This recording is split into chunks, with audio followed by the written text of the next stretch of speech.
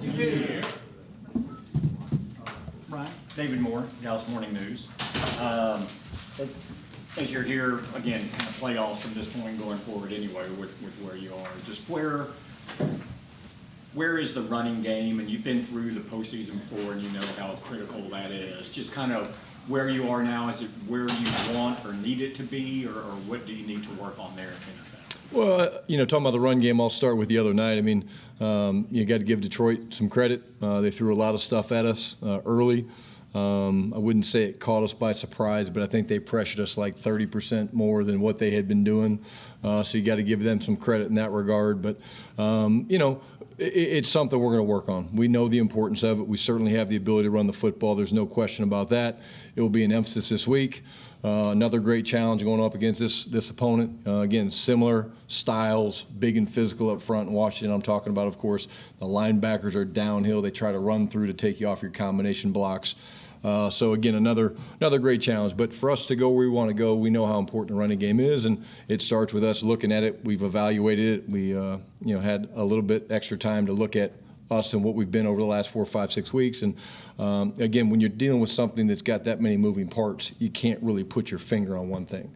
I thought Tony ran hard. There's some really good runs on film, and then there's some really looks where we're getting knocked back and we're losing yards. And obviously those affect your ability to get ahead of the sticks. And the TFLs are the things that we need to tighten up and make sure that doesn't happen. Most runs, if you can get them started, David, that's where the creases come. If you don't get them started, which they did a nice job taking away from those, that's where you're going to tend to struggle a little bit, and makes it for a tough day.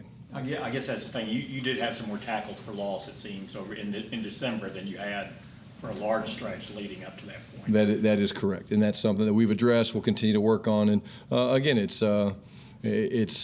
footwork, it's fundamentals, it's just the back pressing the hole. It's a lot of different things that you're looking at, and certainly that was an indication the other night that we have not, allowed very often. But they got us, I think, 6 times the other night. Yeah, Brian, Todd Harks with ESPN. The Washington defense since Del Rio has been replaced. Different from what you saw whenever you played him? Yeah, I think you see Ron's fingerprint. You see a lot of 3 off the ball linebackers. Their play style is still really cool. Like I talked about, they're aggressive. They penetrate up front. Linebackers are running through.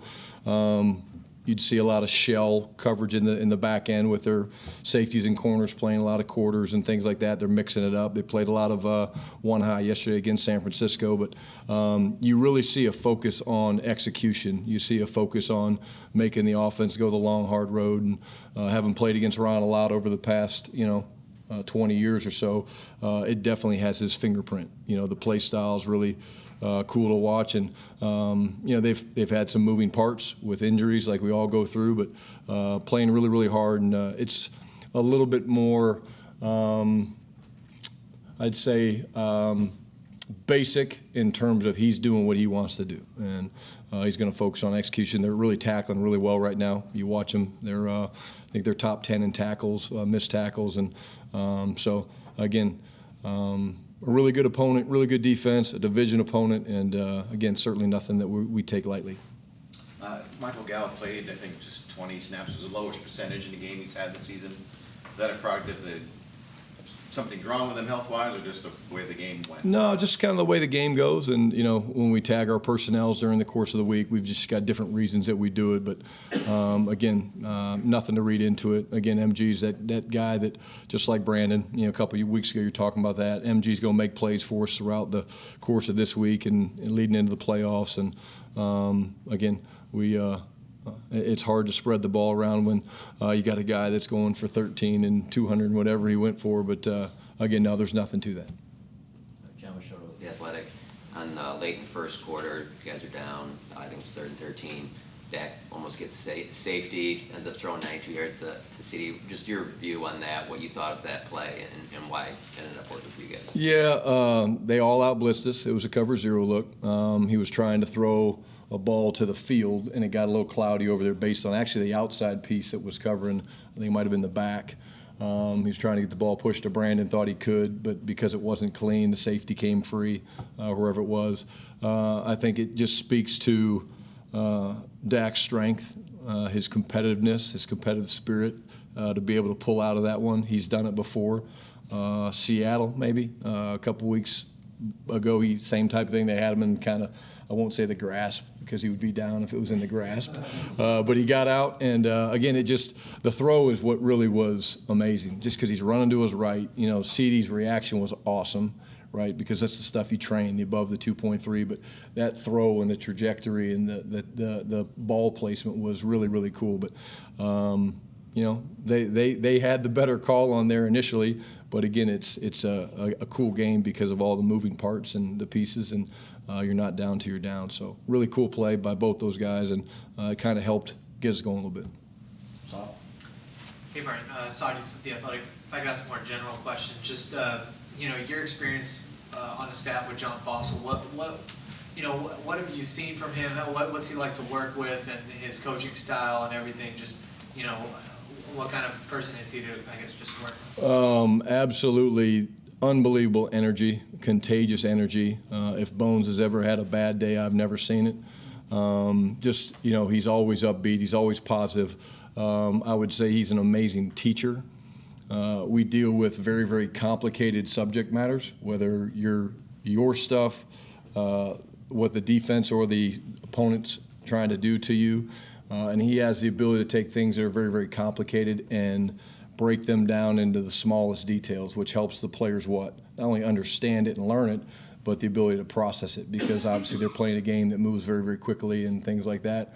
And he's just a historian of the game. I mean, like, I wish you guys could see some of the team meetings that he gets up there and he takes us back to Thomas Hollywood Henderson, and he takes us back to Super Bowl whatever. And, you know, it takes him hours, has to take him hours, to find these teaching clips that bring to light situations that come up in a game, you know. And I think he was showing Hollywood Henderson running down the field as a gunner, and then Sam Williams is doing the same thing. Like, so he's got a great appreciation. Obviously, we both have fathers that were head coaches in the National Football League, but you know, Bones is an elite coach. He's an elite teacher, and his energy is truly something that I admire, just because he's always in good spirits, he's always upbeat, he's always going to find the positives. And in this business that's so competitive, and you have high highs and low lows, if you let it affect you,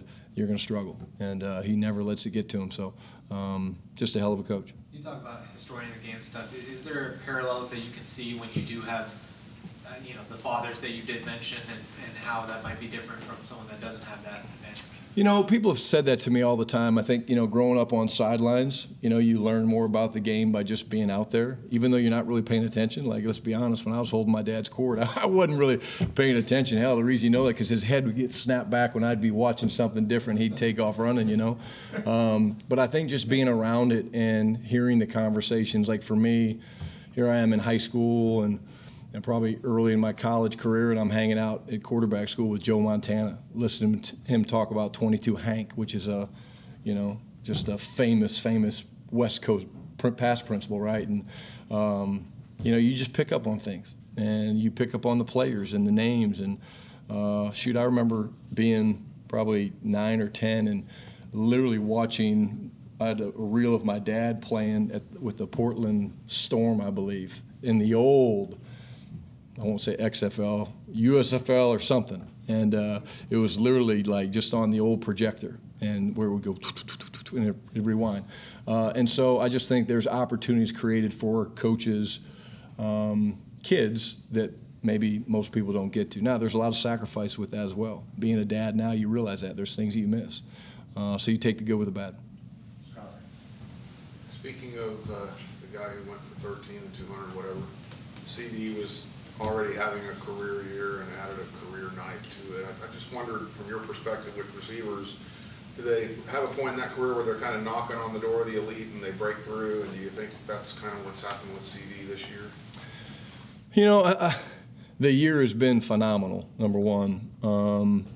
What again amazes me and is just, you know, how 4 years, right? I mean, it's been 4 years. I mean, just you see it's just a constant ascension. I mean, he's doing different things every week. It's at a high level, but he's doing different things every week that just kind of makes you go, wow. And as long as I've been around the game, I can honestly say there's not been a year of production that I've ever been around by a receiver that's doing it as consistent as he is. And what I think makes it so amazing and impressive is the opponents are trying to take him away. I mean, let's be honest. They're doing things to try to take him away. They're trying to double him. They're doing all those things, and he's still able to go out there and do that. And why is that? Well, you start with his skill set. I mean, he's obviously extremely talented, both route running ability, strong hands, really good after the catch. I'm always going to talk about the work ethic and the practice ability. And then, again, I say it every week, but I would not be doing him. I wouldn't be telling the truth. He's one of the most instinctive football players I've ever been around. And again, in this game that we play where there's so many things happening, the response that he had when Dak kind of got out of there to turn back and mirror the quarterback of which direction he was going, that doesn't just happen if you don't understand the game. And if I go this way, well, it's like a 65, 70-yard throw. But if I go this way, I make myself more available. And so, he's just a dynamic player, dynamic person. I love coaching the guy. He wants to be coached. He wants to be told, hey, we need to do this different. We need to do this better. And he's so receptive to it. That's what you love about working with a guy every day.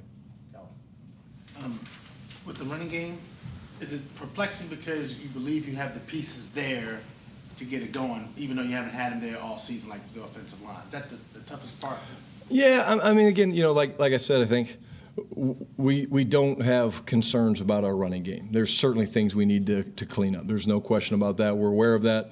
Again, do we have the pieces to be successful? Absolutely. Are there things that we're going to tighten up? For sure. But I think, again, the offensive line, when they're all together, Tony's ability to get things going. The receivers, they do a really good job, again, blocking it. They actually had some really good calls last week where, quite honestly, they had a better call than we did, and that's the game of football. And so I think we're close. I think the other thing, you look at us and we haven't been able to really generate the explosive runs. Sometimes, you're going to run in there for 2 or 3 yards. I mean, shoot, that was something my father always talked about. Hey, in the first quarter, you're making 2 yards. And in the second quarter, you're making 3 yards. And in the third quarter, you're making 3. And then you kind of wear people down, or as the game gets kind of going a different direction, in the fourth quarter, you get those 8 and 12 and 15s. And again, I think that's the thing that we're excited about, that we know we're close to puncturing some holes and getting through some things and having those explosive runs, which help flip field position and help give you scoring opportunities with a guy certainly as explosive as Tony is. Hey, Brian. TJ Bass, whenever he came in, I know there was a lot of things that impressed you guys about him. But as the season has gone on, and specifically since this Week 3 start in Arizona, what is giving you guys confidence time in and time out to throw him in whenever he's needed? Yeah, again, I'll start with his demeanor, his makeup. So confident, so comfortable. For a young player, one of the more professional guys that I've ever been around. I'll brag on him here for a second. So we like to kind of quiz the guys. Meetings are very interactive, and we'll shoot questions at guys about, hey, what's this answer? Hey, what's this response? And so we obviously have answers for certain blitzes that we like to get to. And, of course, the quarterbacks know them, and most of the skilled players know them. But I think it was 2 or 3 weeks ago, I got tired of asking the quarterbacks because they knew it.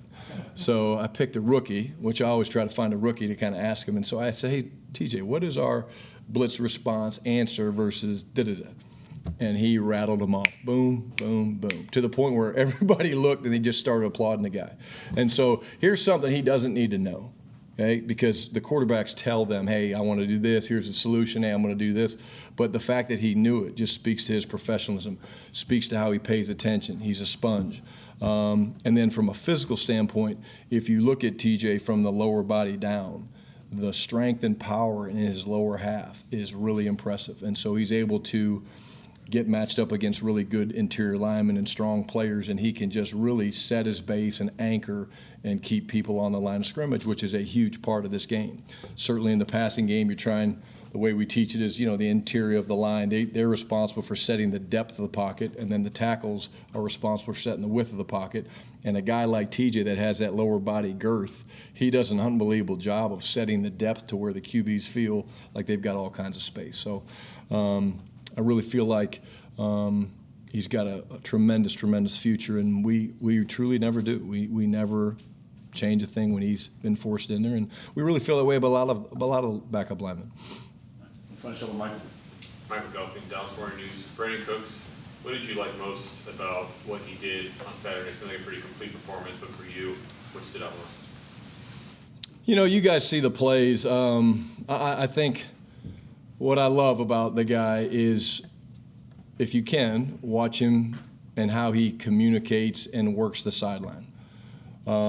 If we're doing great, he's still over there talking to Dak. Hey, what'd you see here? What'd you do there? Coming over to me, or I'll go to them. And there's just constant communication, encouraging, confident, just speaking confidence, speaking positive things about, hey, we're good. Hey, we'll be all right. Boom, boom, boom. Hey, one play at a time. All those little things that, again, we've got a lot of young pieces, and we play a lot of young pieces. And again, outside of all the things that he does on the field when he's out there playing and running and all that stuff, the thing that does not go unnoticed, because we kind of expect that because he's done it at such a high level, but the guy is invaluable when it talks about just helping us set the tone, helping us send the message during the week and on game day when, hey, there's adversity, there's going to be adversity. He's been through adversity. And I just love the communication with the guy on game day. And it's not just with me, it's with the other players, it's with the quarterback, it's with the line.